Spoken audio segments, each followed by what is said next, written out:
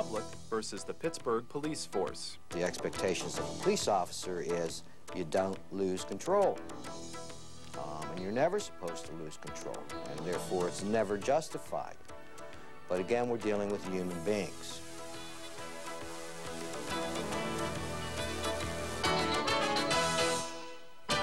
Tonight, John Craig and the editors of the Pittsburgh Post-Gazette interview Lieutenant Patrick McNamara, president of the Fraternal Order of Police. Good evening, I'm John Craig, editor of the Post-Gazette. Over recent months, there have been several reports of excessive force being used by the city's police department. Last week, a Civic Arena concert produced a state of sheer pandemonium involving Pittsburgh's police and the concert goers. What is causing these confrontations? Are the police actions justified? If not, will the accused officers be brought to justice by the police trial board? In a moment, we'll be speaking with Lieutenant Patrick McNamara of the Fraternal Order of Police. But first, some background information. There have been several reports of excessive force and unprofessional conduct involving city police officers over recent months. A Civic Arena rock concert last week resulted in charges against a Pittsburgh police officer for punching a man in the face while arresting him.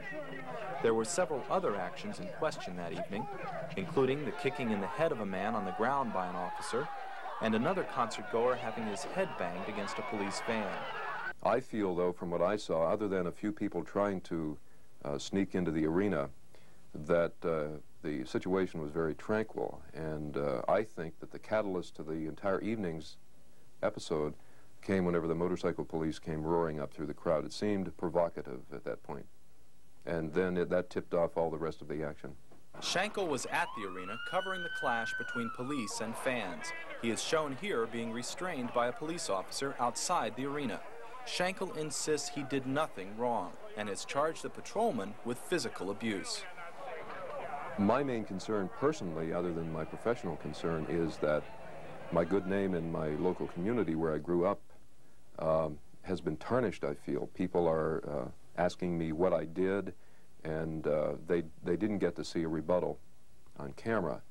So if somehow through the various media I can let those know who suspect me of things that in fact I didn't do anything wrong, then I would like to see whatever the procedure normally followed in the police department to continue, and therapy or punishment or whatever that's dealt out by them would be appropriate as far as I'm concerned. The concert chaos has become a test for the police, the community, and the highly criticized City Police Trial Board. The only one of its kind in the country, the city's trial board system provides no guarantee that an offending officer will be adequately punished. There is a fine line between crowd control and excessive force. Lieutenant Patrick McNamara claims that the police officer being charged in the face-punching incident was using sufficient force. He contends Director of Public Safety Glenn Cannon is using these charges to cover up the lack of preparation on the city's part that eventually led to the clash.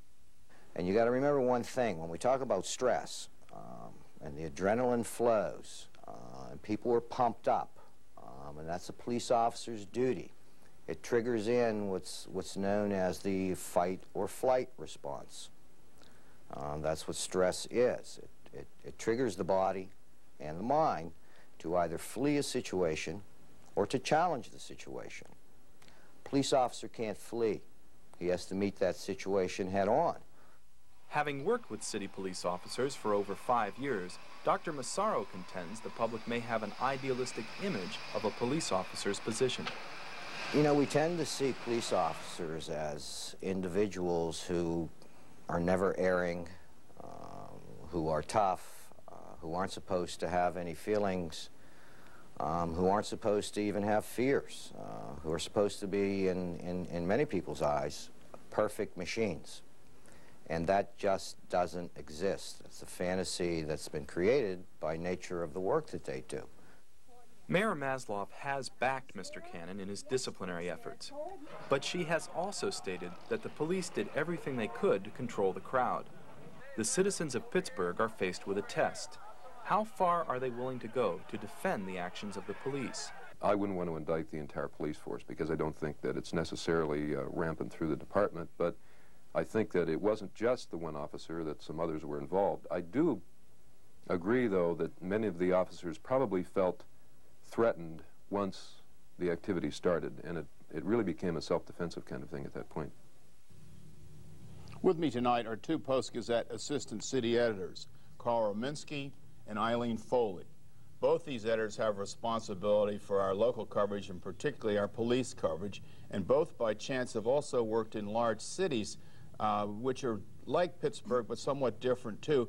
And I think it'd be rather interesting on the basis of this experience to get some insight. Eileen, what do you think, having been in Detroit and looked at the situation there and what you know about the police department here, and what's the differences? Well, there are a couple of differences.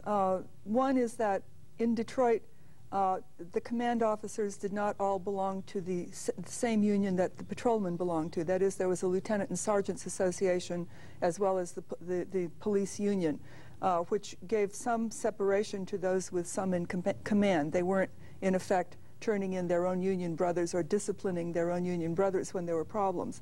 The other thing is that when I was in Detroit, prior to, during, and just after the Detroit riots, there was a great upheaval in the city because the police force then was predominantly white, the citizenry was predominantly black, and there were clashes that grew out of that situation, which resulted in some changes in the trial board system there and the institution of a civilian review board as well. I want to get to that in a second, but Carl, what about, you were in Cleveland. Right. Is your experience there sort of jibe with Eileen's? Yes, as in Detroit, Cleveland has a union for its patrolmen and then an association that its officers belong to. So therefore, whereas here, when a lieutenant or an officer might be faced with a choice of disciplining someone, you know, he's looking at disciplining a fellow union member. In Cleveland, there wasn't that problem. And also, the system was different for discipline. It was like it was with most unions. It was grievance and a civil service commission and arbitration type of For procedure. both the officers union and the enlisted men's union? For any policeman. Right. And then on top of that, you still had a non-union bureaucracy of some kind. Right, exactly. Right. The chief. Tell me another thing, both of you. Everybody knows that the Pittsburgh situation is unique. What's the background on that? Why is it unique? Well, up until the turn of the century, the police department in Pittsburgh was so highly politicized that every time there was a new mayor, there was likely to be a whole new police department. People brought in their cronies. They used their cronies to harass their political opponents as well as, you know, maintain law and order for other people.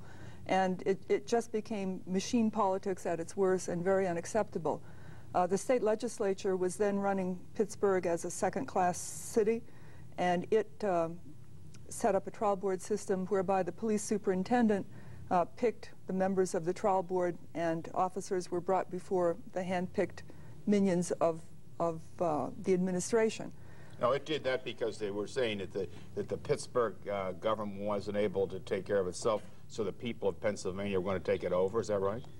Well, I think the government, I think the state government ran the cities then until municipal home rule was enacted a little, you know, Right. It was part of a reform movement that swept Pennsylvania early in the 1900s as a reaction to machine politics. And so this is still in place now? Not that particular system. In 1963, the legislature still mandates that Pennsylvania, or Pittsburgh Police, have the trial board. It's the only city in Pennsylvania with this system. In 1963, it was changed, and now both sides choose people to be on the trial board. So, but it was, in a sense, it was modified to the point to having both the administration and the police appoint the members of the trial board. Is that right? Right. But it's still under the control of the state. Right, and it's been modified to the point that the public safety administrators contend that it's weighted too far heavily in favor of the policeman accused of wrongdoing. All right, well, let's go talk to Lieutenant McNamara then.